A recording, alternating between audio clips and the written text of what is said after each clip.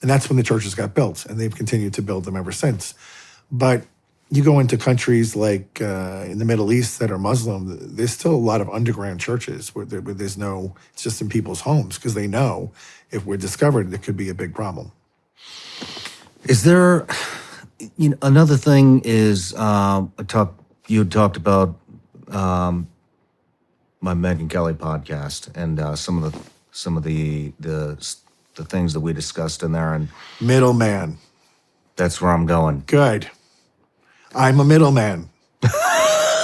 Did you know that? I'm a middleman. I did. And no priest, no Eucharist.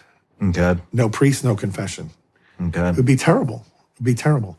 But if you want to go back to scripturally, Moses was a huge middleman. I mean, he was constantly interceding for those people, and it was only by Moses' prayers that God was always relent and, take them back into his custody, his shelter of his protection. But does God need a middleman? Of course not. He can do anything. But what we've come to know and learn, particularly through his son, is that he's a family guy. Mm-hmm. The very Trinity is its own family. And he was perfect before he created anything. And he was completely content, didn't need to do anything. But because he has this overwhelming, magnificent, overflowing love, he wanted to create children. And he wanted to build a stage for them. That's the universe. And he put everything under the domain of man. Everything was all under Adam and Eve.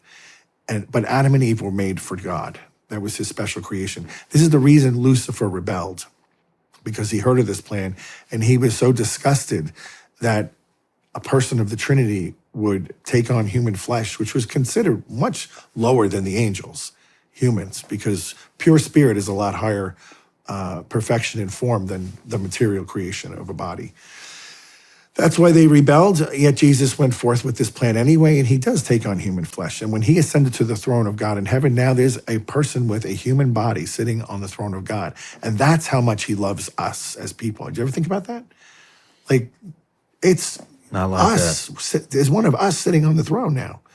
Like, he left as pure spirit. The word became flesh and dwelt among us. He ascended back with a body, which will forever be his body. That's how much he loves us. And so when I hear people, I don't know why Jesus is so hated. I don't know why he's so misunderstood. I've prayed about this and pondered this for months and months and months, because he never did anything wrong. Like, why is there so much hatred of this man? And I think it boils down to two categories. I think there's ignorance or apathy. And, and I've asked people at conferences that I go and do missions, and I would say, do you know what the difference between ignorance and apathy? And, frequently there's always somebody who goes, I don't know and I don't care. And I'm like, exactly, that's the difference. Ignorance is I don't know, and apathy is I don't care. And I think those two categories are growing more and more as the world is barreling towards this precipice of hell.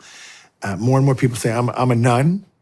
I don't participate in religion, N-O-N-E, not the sisters. And they think that protects them. Like, I'm good. I'm not getting involved with this. But Jesus told us, if you're not with me, you're against me. So, do you think that maybe Jesus is so hated because elites are threatened by a higher power? Definitely. It's one of the reasons. I mean, I think if you look at the global religions, of course, and I'm not saying Muslims hate Jesus, but what they do is they deny who he is. Mm-hmm. They say he's a great prophet. Well, he said he was the Son of God. So he's either a liar or he's God.